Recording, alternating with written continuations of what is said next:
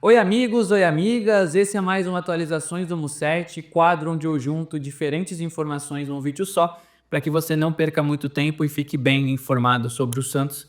Dessa vez as notícias não são muito boas, eu vou falar de Tomás Palacios e a busca por outros zagueiros, a negociação pelo Rômulo, das situações do Luca Meireles e também do Baço, Arão, Neymar, quem pode jogar a estreia do Vojvoda contra o Fluminense no final de semana. Antes eu peço para que você se inscreva no canal, se você ainda não for inscrito, que você curta, comente, dê o hype e ative as notificações para não perder nada. Tudo isso é gratuito e ajuda muito esse canal a continuar crescendo. E também peço para você avaliar se tornar membro. Você pode ver vídeos, lives exclusivas ou até ter um grupo no WhatsApp comigo se estiver sobrando dinheirinho, se você achar que vale. Tem um botão Seja Membro aqui abaixo deste vídeo. Se não estiver aparecendo na descrição, tem um link que te leva direto para lá. Agora indo para as informações, de fato a negociação pelo Tomás Palacios não avançou. É impressionante como até quando o Fabrício Romano crava, o Santos não consegue viabilizar uma contratação. Vou falar um pouco do que aconteceu, por que nós do UOL garantimos a contratação, assim como outros vários colegas. O Santos agiu rapidamente, viabilizou esse empréstimo, ligou para a Internazionale de Milão, recebeu sim, falou com o jogador, falou com o empresário, emitiu as passagens seriam para essa quarta-feira, ele ia voar nesta quarta.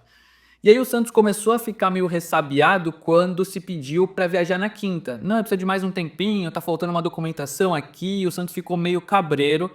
E aí, entre terça e quarta-feira, noite de terça e o início desta quarta-feira, o Santos recebeu a informação que o Tomás Palacios desistiu, que ele reavaliou a princípio o que se ouvia do empresário. Não, tá super feliz de ir no Santos, ele não jogou no Monza, então ele quer jogar no Brasil, onde ele tem a certeza de que ele vai ter uma sequência, é melhor vir para o Brasil, Campeonato Brasileiro, Neymar, então já existia um interesse europeu.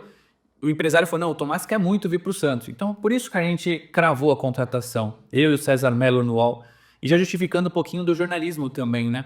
Porque havia confirmação do Santos e do empresário, os dois lados alinhados nessa história, com passagem marcada, então a gente podia ter dado um acerto, um encaminha, um avança, mas de fato a contratação estava acertada e só faltavam os exames, até que o Tomás Palacios desistiu, pintou o Zenit na história, que faria uma proposta de compra à Inter. Tem também um clube italiano, outro clube italiano, que está cogitando empréstimo. Então essa negociação, até a gravação deste vídeo, não está totalmente descartada, mas o Santos já pensa em outras opções. A ideia do Santos era trazê-lo por empréstimo e investir em outro zagueiro.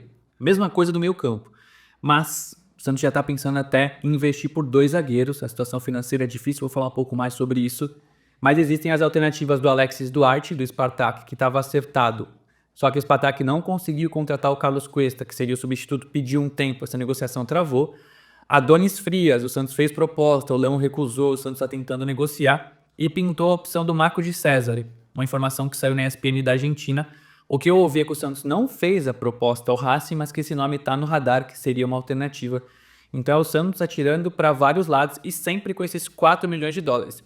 Foi a proposta ao Alexis Duarte, foi a proposta ao Adonis Frias do Leão, e agora seria a proposta a ser feita ao Racing, mas o Racing já avisou que não aceita por 4, pensaria por no mínimo 6, 7 milhões de dólares. A prioridade do Santos é buscar zagueiros, no plural, e uma pena que essa negociação do Tomás Palacios, ao que tudo indica, não vai ser concluída. Outra negociação frustrada até aqui é pelo Rômulo, do Tigres, do México. O Santos fez uma proposta em 30 milhões de reais parcelados e o Tigres recusou. Tem o Tigre da Argentina, que é o do Santiago Gonzalez, que eu já vou falar, e o Tigres do México, que é o do Rômulo. O Rômulo é titular do Tigres, às vezes até como zagueiro. Chegou há pouco tempo, se firmou, joga 90 minutos sempre, então o Tigres, que é um time com muito dinheiro, não quer abrir mão. O empresário gosta da possibilidade, o Rômulo gostou da ideia do Santos, então estão tentando alguma composição, mas de fato até aqui a negociação não avançou. O Santiago Gonzalez, o argentino do Tigre, que ficou de stand-by, está esfregando as mãos, esperando o novo contato do Santos, que até agora não ocorreu. O Vojvoda indicou o Rômulo, que seria a sua prioridade. O Santiago Gonzalez não empolgou o treinador, mas também é outro nome que não está descartado. E aí hoje, nesta quarta-feira de manhã, uma fonte importante do Santos me ligou e ela falou, cara, nossa situação já é difícil, porque a gente não tem muito dinheiro, a gente oferece parcelado, a fama do Santos não é boa no mercado, são várias dívidas recentes dessa e de outras gestões, quando vaza é pior ainda. Então a fonte falou, cara, não tô te culpando por isso, longe de mim, até porque vazou da Argentina nesse caso. Mas o nosso trunfo é negociar em silêncio. Quando vaza é muito mais difícil. Pintam outros clubes, é um zagueiro canhoto, 22 anos, de um clube grande que é a Inter de Milão. Então todo mundo cresce o olho e a gente pode perder.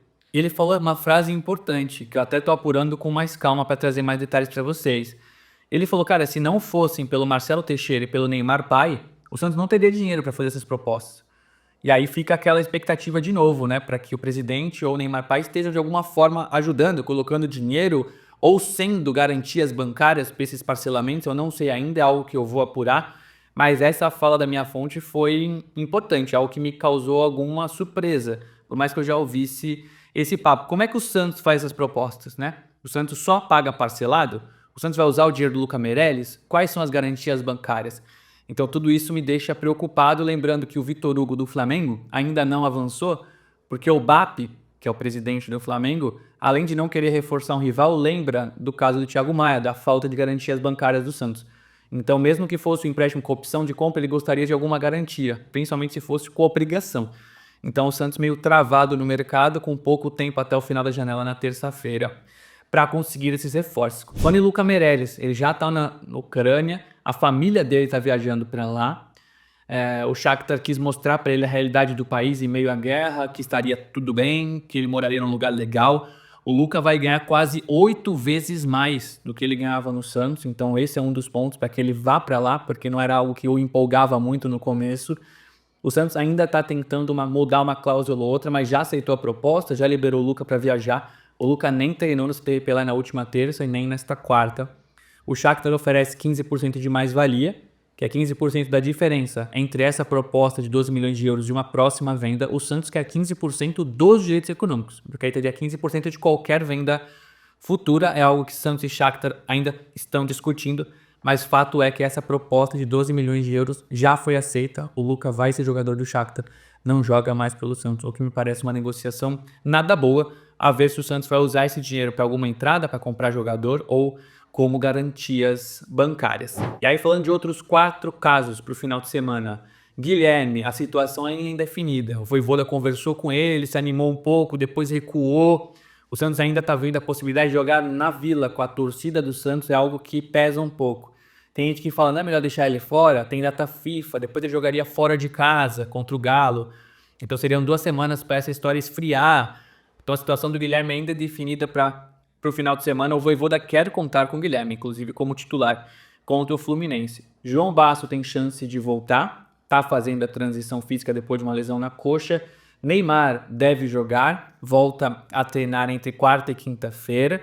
Estou gravando esse vídeo, o treino ainda não rolou, por isso que eu não tenho uma informação mais precisa, mas esse edema não é nada preocupante. Ele jogaria em situação normal contra o Fluminense, a não ser que peça para não jogar.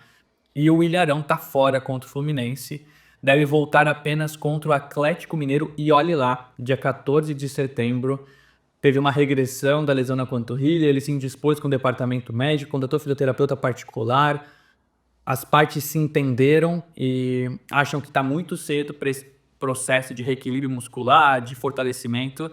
Eu acho que está tarde, né? Mas fato é que o Arão não joga contra o Fluminense e talvez jogue contra o Galo, se durante a data FIFA ele evoluir, lembrando que a Arena MRV tem gramado sintético, também é uma preocupação por causa da volta dele. Enfim, um reforço que nunca joga, mas essa é a situação do Arão, tá fora contra o Flu. O Basso tem chances de voltar, Zé Ivaldo tá treinando, deve ser relacionado. O Neymar tem condições. E aí, diante dessa falta de zagueiro, já tem até gente no Santos falando, pô, não rescinde com o Gil, dá uma segurada para vocês verem o nível de urgência e de dificuldade do Santos. Esse foi o resumo de informações do dia. Vocês sabem que as coisas mudam muito rápido e tal, a qualquer momento eu posso voltar com mais vídeos, ou no Shorts, ou na comunidade. Na aba comunidade eu quero fazer mais posts, como se fossem tweets, né, ou stories, para que vocês acompanhem também notícias por escrito, ou imagens, enfim, para que vocês tenham uma informação maior ao longo do dia. Às vezes eu posto mais de um vídeo, às vezes pode ser esse resumão e eu postar nas outras partes aqui do YouTube, Shorts, comunidade ou nas minhas redes sociais, como vocês devem estar acostumados. Beleza? Esse foi mais um Atualizações do Musserti. Obrigado a quem assistiu até o final. Eu reforço o pedido para que você se inscreva no canal. Tomara que as próximas notícias do Santos sejam melhores. Valeu!